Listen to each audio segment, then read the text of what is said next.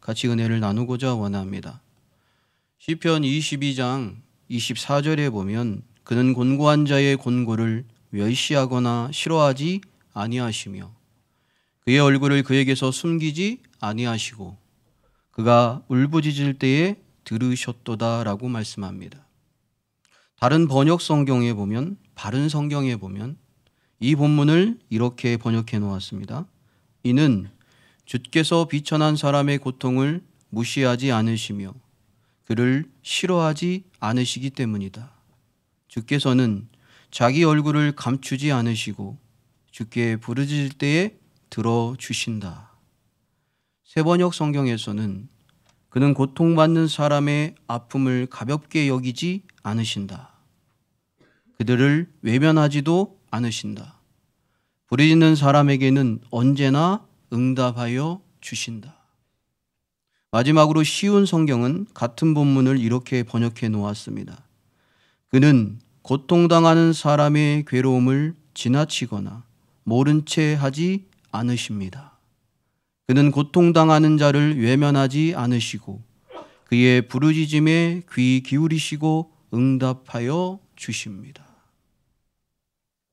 하나님이 공고한 자를 향해서 말씀하시는 것을 여러 가지 성경 비유를 통하여서 더 명확하게 여러분에게 들려주고자 몇 가지의 번역본을 제가 대독했습니다. 시편 22편은 메시아의 고난의 예언시라고 불리기도 합니다. 그래서 시편 22편은 저자 다윗에게 있었던 사실의 기록이며 미리 그리스도의 고난을 또한 예표하는 내용입니다. 그래서 이 본문이 다윗이 당한 많은 고통 가운데 하나님께 호소하는 내용이 포함되어 있지만 개인의 탄원시가 아니고 오히려 이 시를 통해 죄 없으신 예수님이 이 세상에 오셔서 하나님의 백성 대신 고난당하고 죽임당하고 우리 죄를 속죄하여 주실 것을 미리 보여주신 것입니다. 예수님이 이 세상에 오셔서 하나님의 뜻대로 선한 일을 했을 뿐인데 사람들은 그를 미워했습니다. 그 이유는 예수님이 하나님의 진리를 말했을 때 많은 사람들이 진리의 빛을 통해 하나님께 나아오기보다는 오히려 자신이 어둠 속에 있다는 것을 보여준 예수님을 미워했던 것입니다. 그래서 진리를 들으면 두 가지 반응이 나와요. 내가 죄인이구나.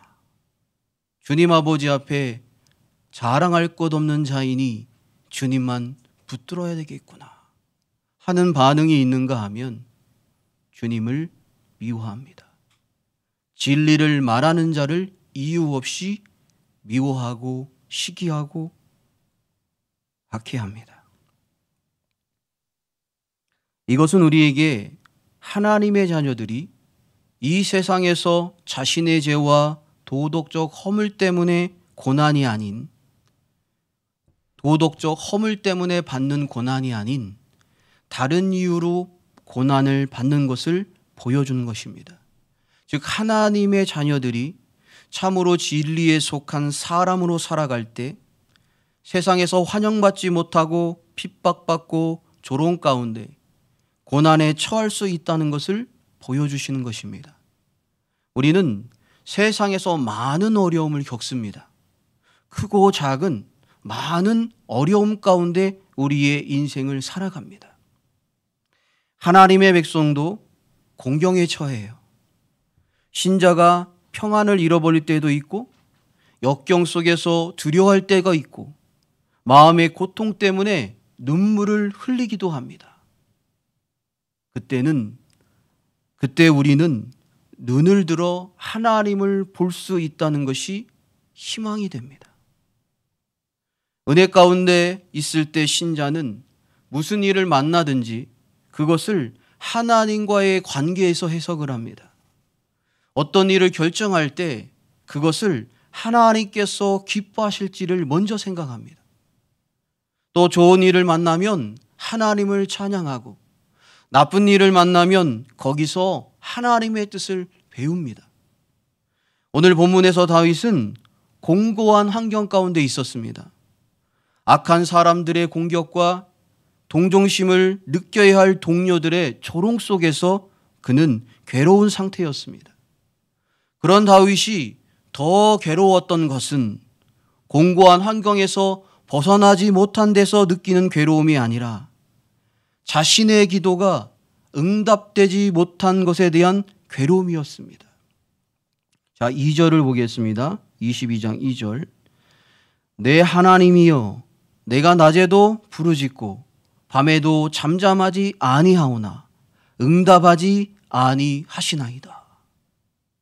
그 1절을 보면 내 하나님이여, 내 하나님이여, 어찌하여 나를 버리셨나이까?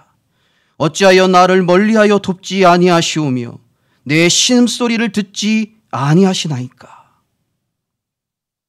자신의 고통을 온전히 하나님께 호소하고 있다는 것을 우리는 이 두 절의 고백을 통해서 명확하게 알 수 있습니다.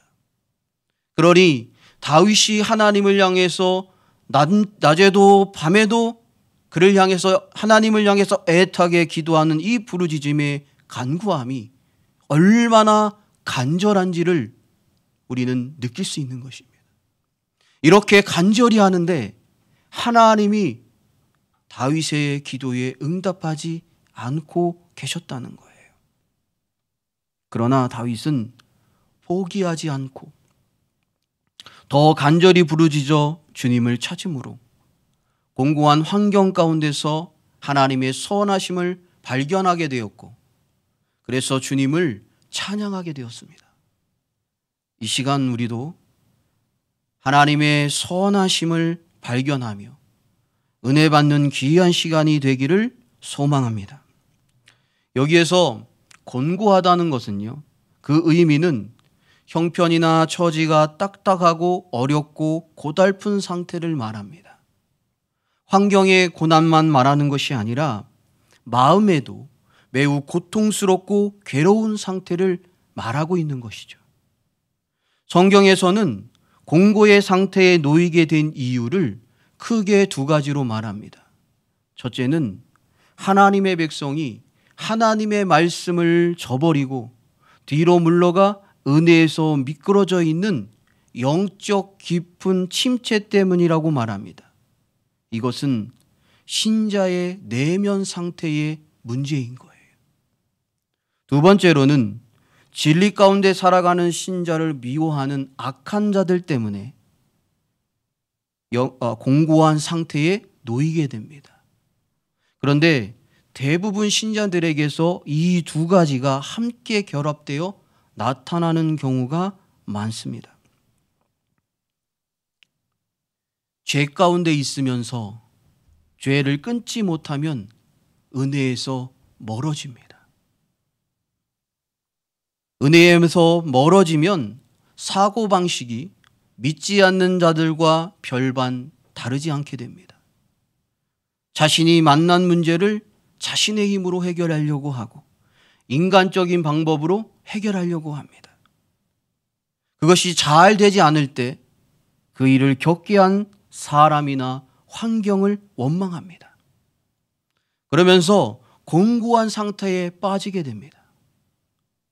또한 진리를 따라 살려고 힘쓰는 신자가 악한 자들로부터 고통과 핍박을 받게 되면 그 환경 가운데 처하게 하신 하나님의 사랑을 의심하고 낙심과 절망 속에 좌절하기도 합니다.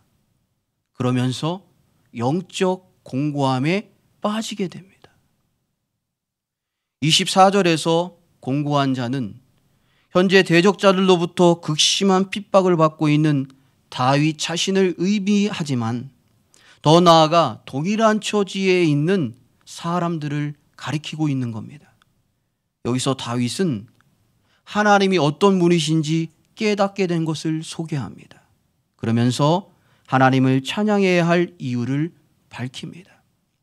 그 첫째가 뭐냐면 곤고한 자를 멸시하거나 싫어하지 아니하시는 하나님입니다. 다윗이 깨닫는 하나님은 곤고한 자를 멸시하거나 싫어하지 아니하시는 하나님이라는 거예요. 하나님은 곤고한 상태에 있는 하나님의 자녀들을 멸시하거나 싫어하지 아니하십니다. 하나님께서는 시련과 역경 속에서 탄식하고 괴로워하는 자들을 멸시하거나 싫어하지 아니하신다는 말입니다. 우리가 자녀에게 어떤 일을 하지 말라고 권고했어요. 그런데 자녀가 그 일을 고집부려서 해서 결국 그 일이 잘못되고 말았습니다. 굳이 그 일을 해서 그 자녀가 고통 가운데 처하게 되었을 때 정상적인 부모라면 내가 그렇게 말렸는데도 네가 그 일을 했으니까 내가 그 책임을 지는 건 당연한 거지. 말 안 듣더니 고소하다 라고 하는 부모가 정상적인 부모일까요? 그렇게 말할까요? 그렇지 않아요. 잘못은 잘못이고 자식의 고통은 고스란히 부모의 마음에 느껴지는 거예요. 원인과 상관없이 고통 자체에 놓여 있는 자식을 보며 부모의 마음은 슬프고 아픈 겁니다. 바로 이것이 긍휼의 성품입니다.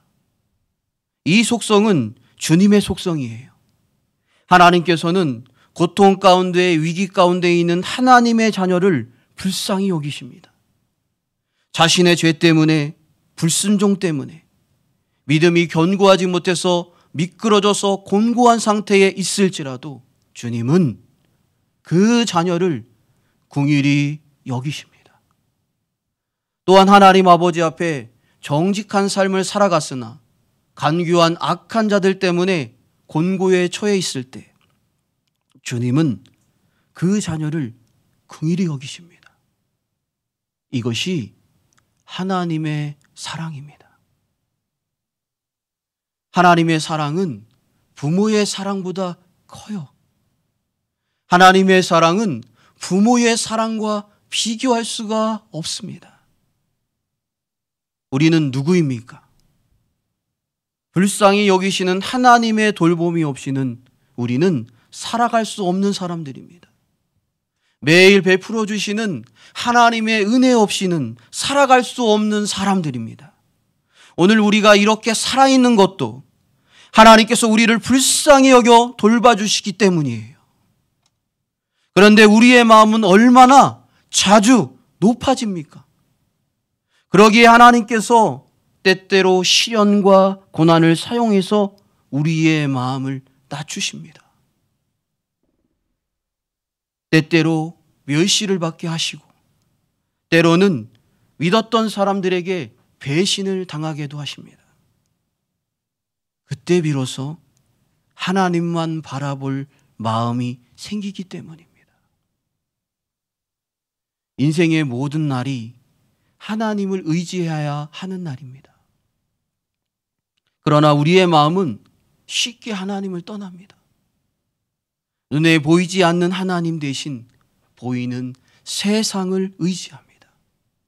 그래서 하나님께서는 때때로 우리에게 시련과 어려움을 만나게 하십니다. 곤고한 영혼으로 살아가게도 하십니다. 그 이유는 하나님 없이 사는 것이 얼마나 힘겨운 것인지를 몸소 깨닫게 하시기 위함이에요. 하나님 없이 살아가는 인생의 심령은 공고의 공고를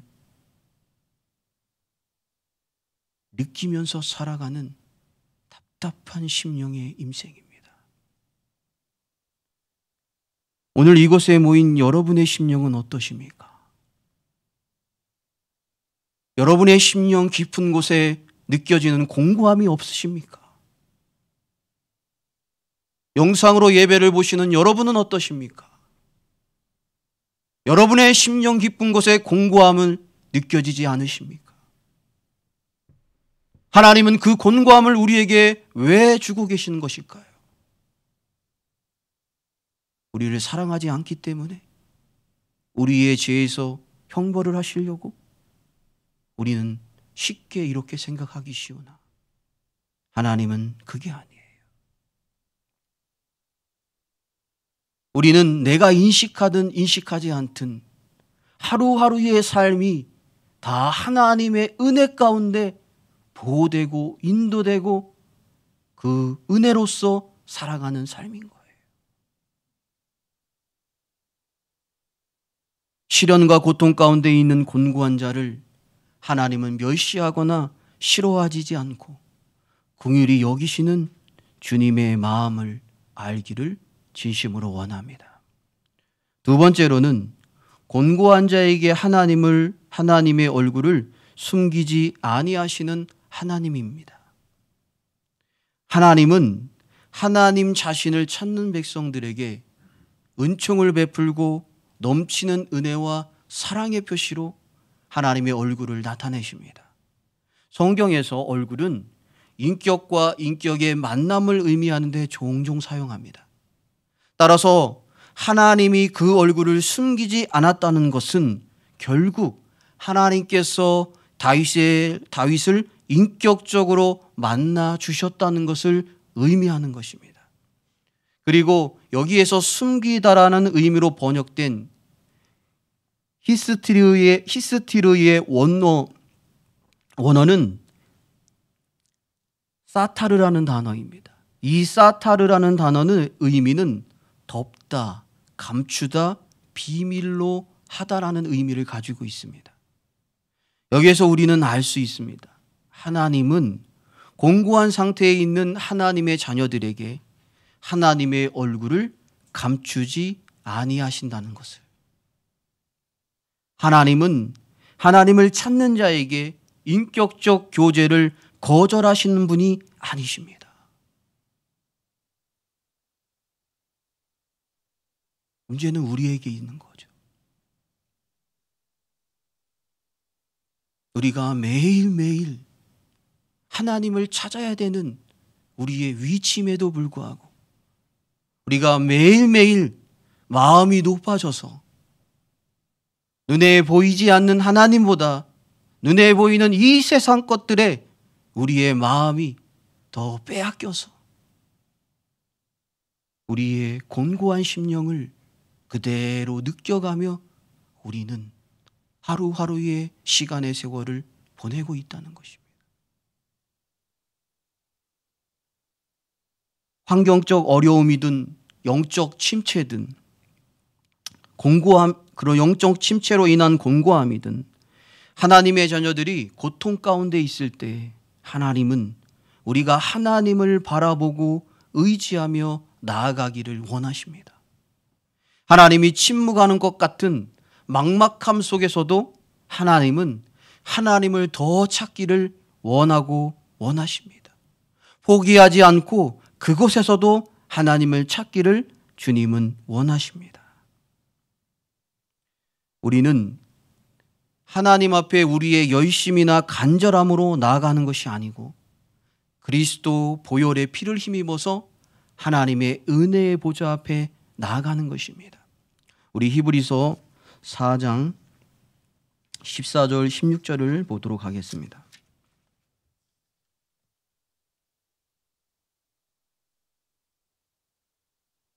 히브리서 4장 14절 16절 한 목소리로 같이 읽겠습니다. 그러므로 우리에게 큰 대제사장이 계시니 승천하시니 곧 하나님의 아들 예수시라. 우리가 믿는 도리를 굳게 잡을지어다. 우리에게 있는 대제사장은 우리의 연약함을 동정하지 못하시기가 아니요 모든 일에 우리와 똑같이 시험을 받으신 이로되 죄는 없으시리라. 그러므로 우리는 긍휼하심을 받고 때를 따라 돕는 은혜를 얻기 위하여 은혜의 보좌 앞에 담대히 나아갈 것이니라. 아멘. 우리가 하나님 아버지 앞에 나아갈 수 있는 은총은 예수 그리스도의 보혈로 우리에게 얻어졌습니다. 그러므로 우리가 하나님 아버지 앞에 나아갈 은혜는 은혜의 보좌 앞에 나가기 위해서 우리의 심령은 예수 그리스도를 의지하며 주님을 바라보는 것에 우리의 마음이 들여져야 한다는 것입니다. 그럴 때 우리가 하나님의 은혜의 보좌 앞에 날마다 나아갈 수 있는 거예요. 하나님의 은혜가 아닌 다른 그 무엇으로 여러분 심령을 채우려고 열심히 발버둥해봤자 여러분의 심령의 공고함이 해결되으셨나요? 해결되던가요? 우리의 비어져 있는 심령은 오직 채울 수 있는 건 하나님이 우리에게 부어주시는 그 은혜밖에 없습니다. 은혜밖에 없어요. 우리가 예배하는 이유, 그 은혜를 우리의 심령 가운데 하나님께 은혜를 받기 원하기 위함인 거예요. 우리가 기도하는 이유도 이 하나님의 은혜를 우리가 우리의 심령 가운데 하나님이 주신 그 은혜를 공급받기 위함인 것입니다. 우리는 믿어야 합니다. 우리가 공고해서 주님을 간절히 찾을 때 주님은 주님의 얼굴을 숨기지 않는 분이라는 것을, 주님의 궁일하심을 받고 때를 따라 돕는 은혜를 얻기 위하여 은혜의 보좌 앞에 담대히 나아가는 여러분과 제가 되기를 소망합니다. 마지막 세 번째로는 곤고한 자가 울부짖을 때 들으시는 하나님입니다. 여기서 울부짖을 때의 원어적 의미는 도움을 청하기 위하여 부르짖다라는 뜻입니다. 이것은 다윗이 극심한 고통 속에서 하나님의 도우심을 애타게 간구하여 부르짖었던 것을 나타내는 표현입니다. 어린아이 같은 마음으로 하나님의 도움을 구한 것입니다. 공고한 상태의 고통으로부터 건진받고 싶은 소원을 포함하고 있는 거예요. 그리고 들으셨도다라는 원어적 의미는 경청하다, 듣고 응답하다라는 뜻입니다. 그래서 단순히 들리는 것이 아니라 의지를 가지고 마음을 담아서 들었다는 거예요. 이것은 다윗이 고통 속에서 부르짖을 때 하나님께서 그것을 다 듣고 고통 속에서 구원하여 주시겠다고 응답해 준 사실을 가리키는 것입니다. 하나님은 하나님의 자녀들이 은혜에서 멀어져 곤고할 때라도, 악한 자들 때문에 믿음이 흔들릴 때라도 그 곤고한 자들이 주님을 부르며 찾으며 그에게 기도할 때 주님은 그의 기도에 귀를 기울이신다는 거예요. 우리 한번 찾아보겠습니다. 시편 18편 6절을 보도록 하겠습니다. 시편 18편 6절입니다. 같이 읽겠습니다. 시작. 내가 환난 중에서 여호와께 아뢰며 나의 하나님께 부르짖었더니 그가 그의 성전에서 내 소리를 들으심이요 그의 앞에서 나의 부르짖음이 그의 귀에 들렸도다. 아멘. 시편 34장 6절도 보겠습니다.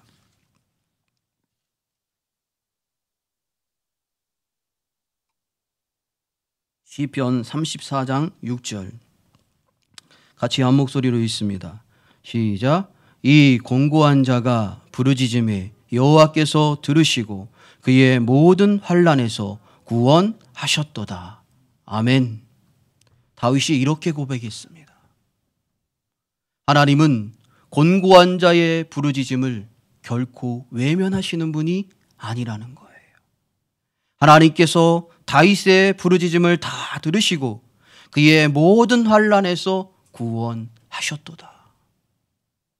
시편 150편 중에 73개가 다윗이 지은 시입니다. 하나님께서는 부르짖는 자에게 반드시 응답하신다는 것을 자신이 체득한 바 그 진리를 다윗이 우리에게 증거하고 있습니다. 신앙의 모든 상황 속에서 하나님을 바라보는 것, 신앙은 모든 상황 속에서 하나님을 바라보는 것입니다. 그리고 하나님을 바라보며 하나님을 사랑하는 것입니다. 그래서 신앙이 깊다는 것은 기쁠 때도 슬플 때도 공고할 때도 늘 항상 모든 상황 속에서 하나님을 더 많이 생각하고 하나님을 더 사랑하는 것입니다. 이것이 신앙이 깊은 것입니다. 내가 부르짖을 때 들으시는 하나님을 체험하면 체험할수록 주님에 대한 신뢰의 확신을 갖게 되는 거예요. 이 확신에 찬 믿음이 주님을 찬송하게 만드는 것입니다. 다윗은 왕이 되기 전까지, 아니 어떤 사람들보다도 다윗은 많은 고난과 역경을 겪은 사람이었습니다.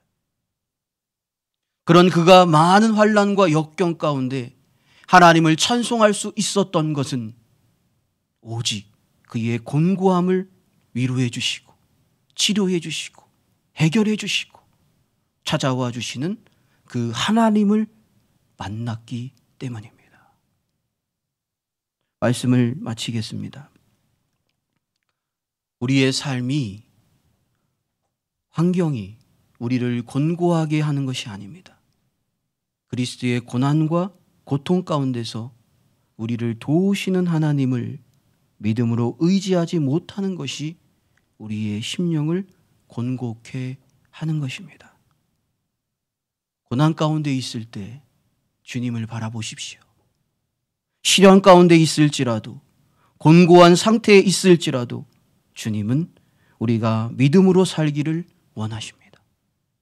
살아계신 하나님께 부르짖으며 나아갈 때 하나님은 그 기도를 들으시고 응답하시며 환경과 심령의 공고한 상태에서 건져주신다는 것을 믿으십시오.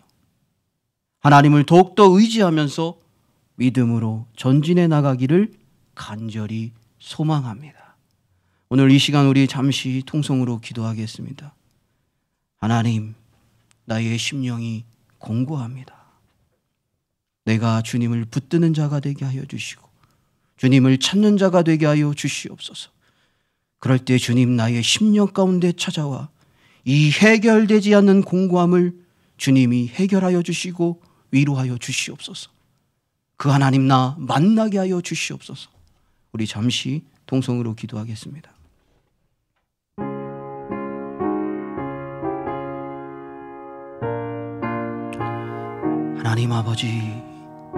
하나님 아버지 앞에 나아가는 자 되기를 원합니다. 우리의 채워지지 않은 곤고함이 있습니다. 사건의 문제로, 사람의 관계로 내가 아무리 힘쓰고 애쓰고 노력하고 열심히 무엇인가를 하여도 내가 해결되지 않은 내 안에 곤고함이 있습니다. 사건 때문에 곤고함이 찾아왔고, 문제 때문에 곤고함이 찾아왔고, 질병 때문에 곤고함이 찾아왔습니다. 그런데 하나님 아버지, 그럴 때마다 내가 하나님을 바라보는 것이 아니라 세상을 바라보고 다른 것에서 위로를 찾으려고 마음을 돌릴 때가 너무나 많습니다. 하나님, 그것이 해결의 길이 아니요, 그것이 하나님의 뜻이 아닌 것을 오늘 이 말씀을 통하여서 하나님 우리에게 말씀하여 주시니, 하나님 공고할 때 위로하시는 하나님, 공고할 때 우리에게 얼굴을 보여주시기를 원하시는 하나님, 공고하여 내가 울부짖을 때 나의 기도를 들어주시는 그 하나님을 찾는 우리의 믿음이 되게 하여 주셔서, 하나님, 우리가 만나는 이 곤고함 속에서 나를 사랑하시고 나를 위로하여 주시는 그 하나님을 만날 수 있는 우리의 심령이 되게 하여 주시옵소서. 주님, 우리의 마음을 열어주시고 하나님의 심령으로 채워질 수 있는 복된 우리 영화교회 될 수 있도록 하나님을 날마다 찾고 날마다 하나님의 위로를 구하는 복이 있는 심령이 다 되게 하여 주시옵소서. 예수님의 이름으로 기도하옵나이다. 아멘. 하나님의 은혜 없이는 살아갈 수 없는 존재임을 고백합니다. 주님의 사랑을 진심으로 감사합니다.